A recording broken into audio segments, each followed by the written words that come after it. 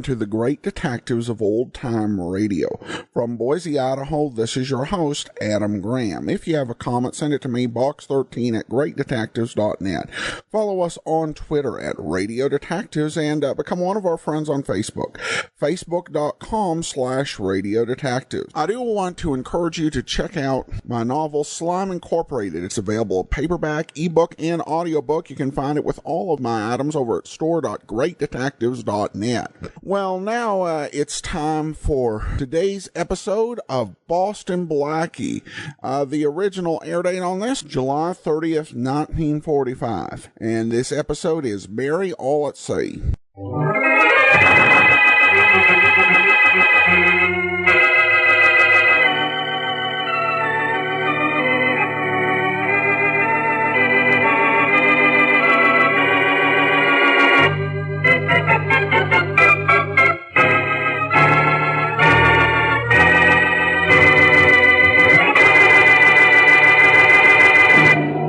2122. Here's my cabin, Blackie. Not very far from mine. Open the door, will you, Mary? I have my arms full of luggage. Lucky luggage. Oh, very well, porter. Put my luggage at the foot of the bed. Oh, so now I'm a porter. I'll put it where you want it, Lardy. Oh, fine. That will be all, porter. At the foot of the bed, please. It's very apparent, Lardy, that you've never been to sea. We seafarers call a bed a bunk. Well, it's a lot of bed. It's a lot of bunk. Oh. Say, I should have my reservation at the last minute, too. The walls of my cabin are so close together, they practically press my pants. Well, Blackie, that's strange. This looks like a double cabin. Well, strange. It should look like a double cabin when it is a double cabin. But don't think you have to sleep in both bunks just to get your money's worth. I'll remember that. Will this be a long trip? No, just overnight.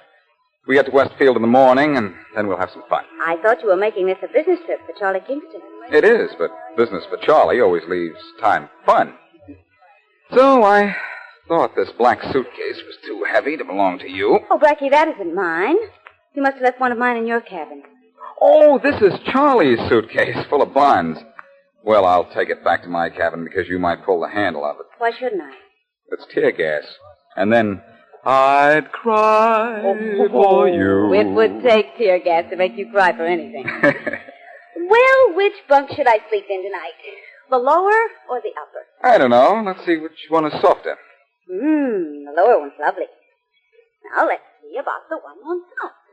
Mary, I think you'd better sleep in the lower bunk regardless. Why? It'll be a little crowded in the upper bunk. You have a cabin mate. But I don't think she'll disturb you much. She's dead.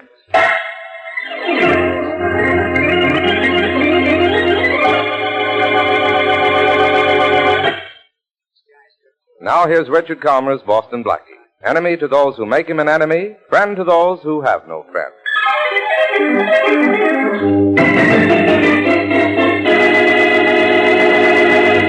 Well, Blackie, no matter where you go, you find a body, don't you? Isn't it the most annoying habit, Inspector Faraday? Hurry and solve this case, will you? The ship is already 30 minutes late pulling out. So what? So are you going to Westfield with us? No, and this boat isn't going. Faraday, this is a ship. Ship, sloop, raft, canoe, or a kayak. It's not leaving this dock till I found that woman's killer. Who was, that woman, Faraday? I don't know yet. We should have asked her before the coroner took her away. Why did you kill her, Blackie? Inspector, may I say something? No. Well, I will. Blackie had nothing to do with it. I was with him when he found the body. Well, that's no help to Blackie in my book. Oh, golly, Blackie, this is all my fault. If I hadn't wanted to go to Westfield with you, you wouldn't have reserved this stateroom for me. Well, don't feel badly about it, Mary. If you hadn't taken this room, we wouldn't have found the body. Faraday wouldn't be here, and we'd be missing all this fun. Blackie, look, there's a man's face in the porthole. Hey, you, what do you want? He's gone. Come on, let's go out on deck and head him off.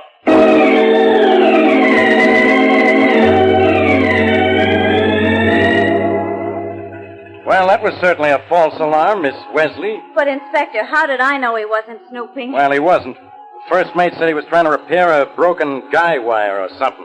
Or something, Inspector? You should have followed that up. He told me what it was, but I don't understand this seagoing lingo. Well, let's get out of here. Just sit still, you two. The captain will be here in a minute. Oh, Blackie, what's this under the captain's chair? There's something just like it on the wall in my cabin. There's one in every cabin, Mary. It's a life raft. Oh, you trying to kid, Blackie. It looks like a rolled-up inner tube with a tube of toothpaste attached to it. That thing wouldn't float a midget. It'll float a couple of people, Faraday. It's a collapsible life raft. What do you have to do? Unfold it and blow it up? Oh, no, Mary. Press that little button on top of that tube there, and in about 2 seconds you have a raft about twice as big as the top of the captain's desk and 1/2 the size of Faraday's head. Let's press it and see what happens. No. Now, Mary, please don't. Not now. I never have any fun. Sorry to keep you waiting, Inspector Faraday. That's all right, Captain Randall. Who is the dead woman? Could you find out? Yes. She was Charlotte Aiken. Oh, I've heard of her. Something about money. Something about $2 million. Look, when I want information from you two, I'll ask for it. Faraday, before this is over, you'll be begging for it. I'll beg you right now to keep quiet. Say please. Please. I said quiet. Captain Randall, where did Mrs. Aiken board the ship? At Westfield, just before sailing time yesterday afternoon. With Martha Vale, her traveling companion. Where is this Martha Vale? At home. Better get me her address. I'll have to see her. Well, forgive me, Inspector, but I took the liberty of sending for her myself and asking her to come down here. You captains are used to running everything, aren't you? Aboard ship, yes, Inspector. I've ordered a complete passenger list for you, sir. Thanks. I'd like a copy of it. But I think I have my killer. Meaning me, of course. Why not, Blackie? There are 150 staterooms on this ship, and I find you in the one with a body in it. The one, Faraday? Or maybe there are other staterooms equipped with bodies. Let's look. Excuse me, Inspector, but it's way past our sailing time. When can I give the order? Don't worry, Captain. In an hour's time, your ship will be at sea. Well, that's where you'll be, too, Faraday. At sea and sending out an SOS for me. So help me, Blackie. So I'll help you, Faraday. Martha, wait, don't go in there. Papa, what are you doing here? Stopping it. Hey, what's going on out there? Let go of me. You're hurting my I'll arm. break your neck if you... Don't, Bob.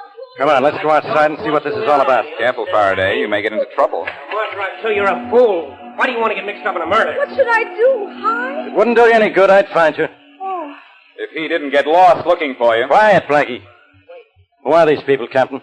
This is Martha Vale, Mrs. Aiken's traveling companion. I don't know the man with her. Hello, Captain Randall. This is my brother, Bob. Well, this is Inspector Faraday of the police. Oh, yes. Miss Vale, were you with Mrs. Aiken on the trip she made from Westfield last night? Yes. How about you, son? No, I never traveled with Mrs. Aiken. If I could have had my way, my sister wouldn't have been traveling with that Aiken woman either. All right. Keep on talking, son. And say something when you do. I'm not so selfish that I want to be the inspector's only suspect in this murder. You? Oh, dear. Don't look so alarmed, Miss Vale. Inspector Faraday accuses me of every murder in town. I think you'd better tell me everything. Oh, she doesn't, Blackie. She tells me. All right, she tells you, and then I figure it out for you. Quiet, Blackie. Now answer a few questions for me, Miss Vale. Now remember, Martha, by law, you needn't say anything. Look, son, am I going to have trouble with you? I want my sister to know her rights. She's mixed up in this. She should see a lawyer before she answers you. And Faraday, why don't you stop asking all the stock questions and ask the one question that really should have an interesting answer? What are you talking about, Blackie? It seems very strange to me that Miss Vale should be traveling with Mrs. Aiken and get off the ship alone, leaving Mrs. Aiken in her stateroom dead. Excuse me, Inspector Faraday. Mrs. Aiken wasn't found in her own cabin. Hers was number 85. Her body was found in 22. That means something. Don't you wish you knew what? Oh, Blackie, darling, be quiet. All right, everybody. Into the captain's quarters for questioning. Oh, must you now? Sorry. Okay, everybody, get inside. Oh, now look what you've done, Martha. You've got us all involved in this thing. Coming, Blackie? The man called Faraday said everybody. You stay here, Blackie. Faraday, are you ill? You're not going to question me? I'm going to question you, all right. Blackie, give the inspector nice answers. My very nicest. See you in the captain's quarters in a few minutes, Mary. Right. If I don't have him up in my quarters for a few years... Captain Randall, hold those people in your cabin till I'm ready for them. Of course, Inspector. Well? Well? All right, Blackie, what's this all about? You don't know, Inspector? Look, Blackie, I figured you knew something about this the minute I found you with that body. If you didn't think so, I'd be awfully disappointed, as a matter of fact. But, why don't you stop calling me names and start calling a few shots on Charlotte Aiken's death? Can you call any? Names or shots? Either. You really want to know who killed Charlotte Aiken? Well, I didn't come down here to go for a boat ride. All right, Faraday, I'll tell you all I know. Well? We went through that well routine already. I'm telling you all I know. You're not saying anything. That's because I don't know anything. About this case, that is. Well, I know something. The time of day, no doubt. Uh-oh. There goes that gun again. And here you go again, too. I know. Down to headquarters. Oh, no, wise guy. You're holding out on me. You know something about this case you're not telling. And until you talk, I'm going to put you in your cabin under guard. Well, at least you think so much of me, you want to give me police protection. Come on. On second thought, Faraday, am I being put under protection for your sake or for mine?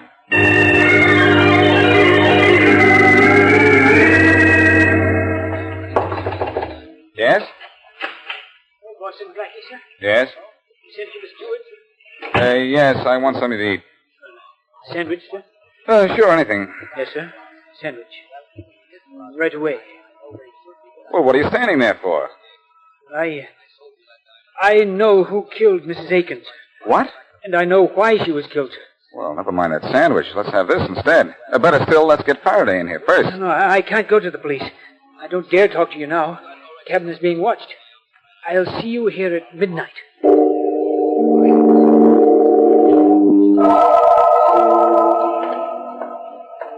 Nice of you to walk around the deck a few times, Faraday. Are you sure it's no bother? I even take my dog for a walk every night. 2 to 1, he outsmarts you. Very funny, Blackie. I didn't think so. Here's your cabin. Take a good deep breath of air because you're in for the night. Okay, Inspector, good night. Go on, Blackie, get in there. Alone? No, I'm going in with you. No, I'd rather be alone. I'd be in better company. Now, wait till I turn on the light. I just want to make sure you're not hiding something that... Oh, Faraday, stop looking so pleased with yourself. That's not a body in my bunk. It's just a steward. Why is he lying in your bunk? Maybe he's tired. Maybe I am, too. Or those half-wit remarks of yours. Well, he offered to come in here and tell me a little story entitled Who Done It. You mean he knows who killed Mrs. Aiken? That's what he told me. Let's wake him up and hear his story. Hey, steward, wake up. Wake up. Shake him. Before using? Very funny. Hey, Stewart. Wake up. Wake up! I know that booming voice of yours is disturbing, Faraday, but even you can't wake our friend up. Huh? He's dead. What? Hey, I know that boy. He's done time, and plenty of it. Well, he's not going to do any more. I guess I should have expected this. Don't move, Blackie. Oh, Faraday, put away that gun. I've got you for 2 murders now, Blackie. And I don't put this gun away till I put you away. For keeps.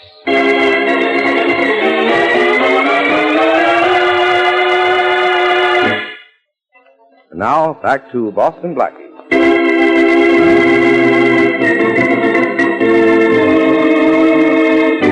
Blackie and Mary Wesley boarded the night boat to Westfield.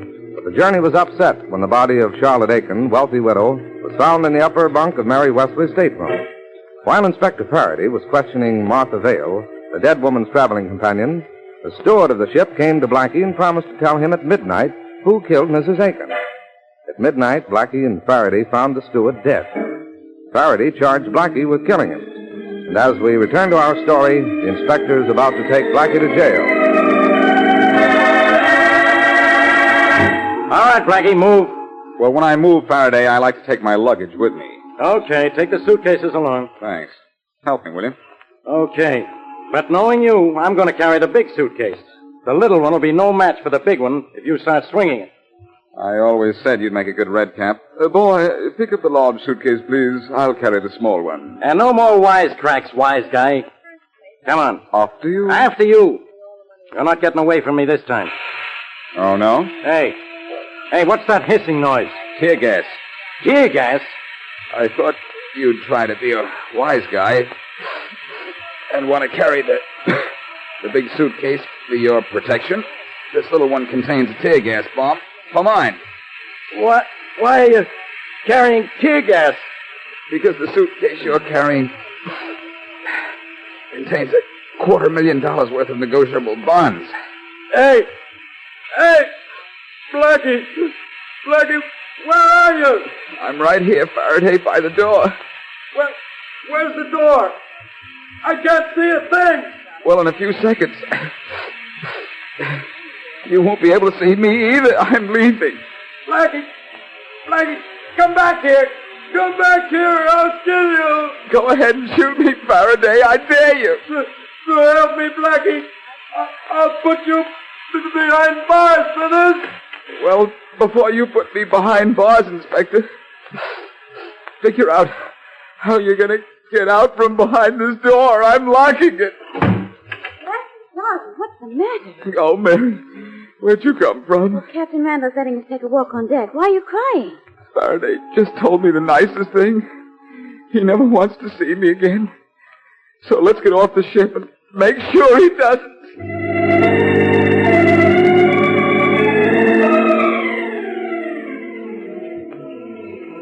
If she isn't on the train, Blackie, then what? Then Martha Vale is smarter than we are. My brother told us she was on this train, and... Oh, here she is. She's alone, too. She looks like the lone wolf type. Hello, Miss Vale. Going somewhere? Oh, I didn't kill Mrs. Aiken. She was alive when I left the boat. How do you know? Well, I guess I don't know. We had separate cabins. I left the ship as soon as it docked. I had some shopping to do for Mrs. Aiken. It was very important. Then she could have been dead when you left the boat? Well, maybe she could have. I didn't go into her stateroom before I went ashore. She sometimes slept late. Well, tell me, did Mrs. Aiken act at all strangely on the trip from Westfield? Oh, not unless there's something strange about taking a walk in the middle of the night because you can't sleep. About what time did she go for this walk? Well, just before midnight. What time did she come back? I don't know. Well, did anything strange happen last night after Mrs. Aiken went on deck? No. Think now. Oh, well, just before I fell asleep, the ship slowed down a little. But it always did around that time of night on every trip. I tell you, I don't know anything about Mrs. Aiken's death. Now, will you please leave me alone? If you'll tell me just a little bit about your brother. Oh, I see. He didn't like the idea of your being Mrs. Aiken's companion. He wouldn't tell me. What else wouldn't your brother tell you? Where he made all... I mean, nothing. You mean where he made all his money, don't you, Miss Vale? I didn't mean anything. I think you meant a lot. I'm getting off at the first stop, and I'm going to see him. Maybe he doesn't know more than you do, but maybe he'll say more.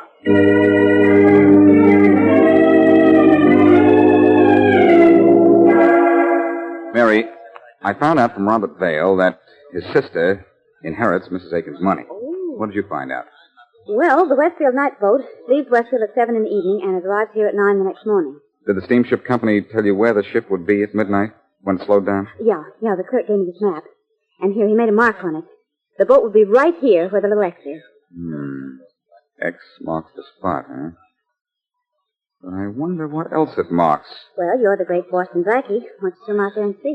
It's a good idea. Oh, Blackie, will you stop being silly? I'm dead serious. Only I'm not going to swim. We're going to trade water wings for airplane wings and fly out there. Come on.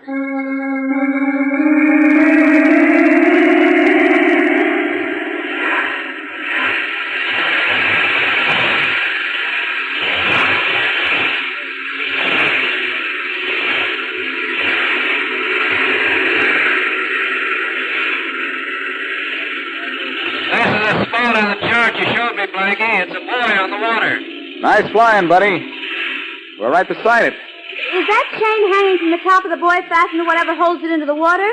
Yes, I think we... Say, wait.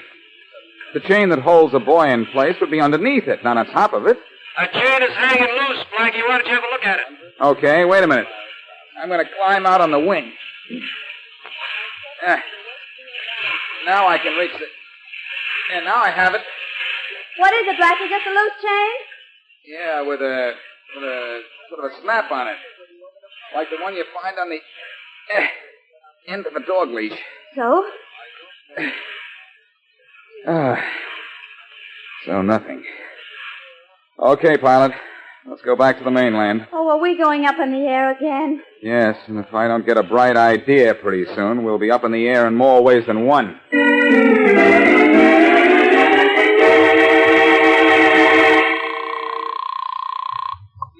Inspector Faraday speaking. Hello, Faraday. This is Blackie. All right, Blackie, stay where you are. You're under arrest. And you're under delusions again, Inspector. I want some information. And I want you. Nice of you to say so, pal, but listen. You knew the steward who was killed in my cabin. What did he do time for? None of your business. It's your business, though, Faraday. Tell me, and I'll bring in your killer. Nothing doing. Okay, Faraday, if you don't want to solve this case, All right. But don't forget where you got the information. I don't think you'll let me. What was the steward sent up for? Smuggling. Now, is that any help to you? Probably not. You give such useless information, Faraday. So long. You listen to me, Blackie. Well, Mary, the steward was arrested for smuggling. Is that any help? No, I don't see it. Smuggling? Smuggling, yes, of course. Of course it helps. How? The chain on the buoy. Smuggled goods from overseas was attached to it, then picked up by someone on the Westfield boat as it passed by. How does that explain Mrs. Aiken's death? She walked the deck of the boat last night and saw something she shouldn't have seen. That's right. The ship passes the buoy at midnight, and Martha Vale said that at exactly midnight Mrs. Aiken went for a walk on deck. Well, if Mrs. Aiken was killed last night because she went for a walk, we're going to solve this murder by a walk, too.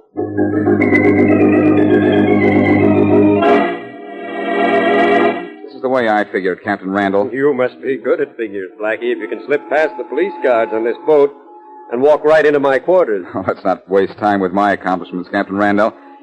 I'm more interested in the doings of someone on this ship. What do you mean? I think Charlotte Aiken was killed because she couldn't sleep last night. I have good reason to believe that this ship of yours is being used for smuggling small but highly priced articles into this country. That's absolutely fantastic. My ship goes to no foreign port. Why, we never sail a course more than 8 miles offshore. But you pass a certain buoy about 8 miles offshore every night at midnight. When we're on schedule, yes. Well, here's what's been happening on your ship, Captain Randall. When it slows down as it passes that buoy, someone on the lower deck reaches out with a hook or something and very neatly catches a chain dangling from the top of the buoy. You know there's a chain on the top of that buoy? Yes, I looked at it myself. On the end of that chain would be a package or a box or a container of some kind. Once the smuggler has that container aboard, he can bring it into the country. Yes, that's true. We don't have to pass through customs. What makes you think my ship is used for smuggling? Your steward, the one who was found dead in my cabin, was once arrested and convicted for smuggling. Mrs. Aiken was killed because she was on deck at midnight last night and saw the smuggler at work. If she was killed at sea, why wasn't her body tossed overboard? The smuggler didn't have time for that, I suppose. But he put her body where he was sure it wouldn't be found. What do you mean? The killer checked the reservations list for the return trip and found the stateroom 22 would be empty. He hid Mrs. Aiken's body there, hoping to get rid of it at sea the next night. Oh, yes. And the reason the steward was killed was that he saw Mrs. Aiken's body being taken into the cabin and was going to tell me. Blackie, you're too smart to live. Everybody pulls a gun on Blackie. What are you smuggling, Captain? Diamonds from Africa. My partners bring them from Africa as far as the buoy. I bring them the rest of the way. Just stand where you are. I just want to get a little closer to you, so when you shoot, you won't miss. I won't miss. Then I'll dump your body overboard. Well, when you do, will you throw this collapsible life raft in after me? This one under your chair looks like a big one. Don't touch that. I won't touch the raft, Captain, only the inflation valve. I don't do that. Hey! Hey! You look awfully silly on the floor, Captain. Kill you for this, Blackie. How are you going to kill me after I get this gun out of your hand? Let go! Let go of me! After you drop that gun. You're breaking my... All right, I dropped it. Okay, Randall. Get up. I have a gun of my own. Don't shoot. Don't worry. Say, isn't it funny how a little air in this life raft took the wind out of your sails?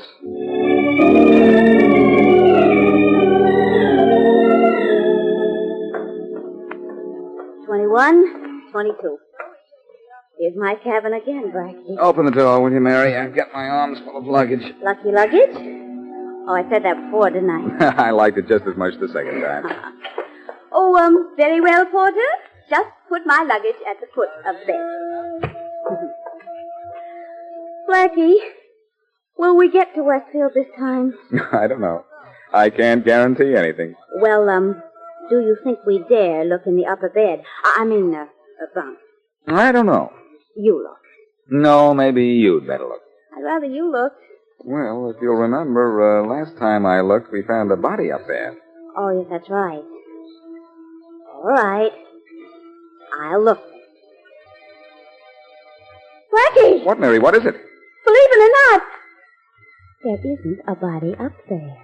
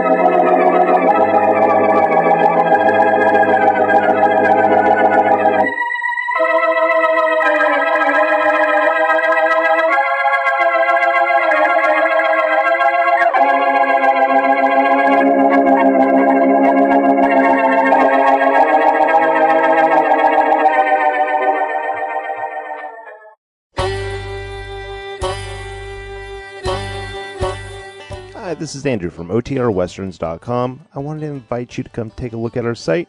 We stream live OTR Westerns 24 hours a day, 7 days a week, along with putting out podcasts of old-time radio westerns. Check us out at OTRWesterns.com. You're listening to The Great Detectives of Old Time Radio with Adam Graham. Now let's get back into the show.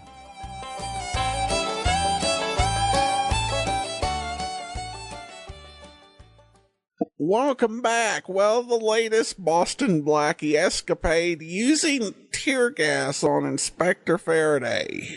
Things do tend to escalate just a tad with them. And we have a tweet from Sam Bullock who writes, "Remember Boston Blackie on early TV, but not radio. Good episode. Paired with Vizio sound with Bluetooth. Sound was good. Thanks." Well, thanks so much. And Boston Blackie on TV is eventually going to be our video theater feature. Probably in about a year and a half. We've got a few episodes of Michael Shane, and then we'll switch to Richard Diamond mostly for the next 14 months, with a couple of other programs, one that's related and one that's related to Nightbeat. And then after that, Boston Blackie will be our video theater feature. Thanks so much for commenting and for following us on Twitter. We will be back tomorrow with yours truly, Johnny Dollar. And then join us back here next Thursday for another episode of Boston Blackie. In the meantime, send your comments to box13@greatdetectives.net. Follow us on Twitter at Radio Detectives and become one of our friends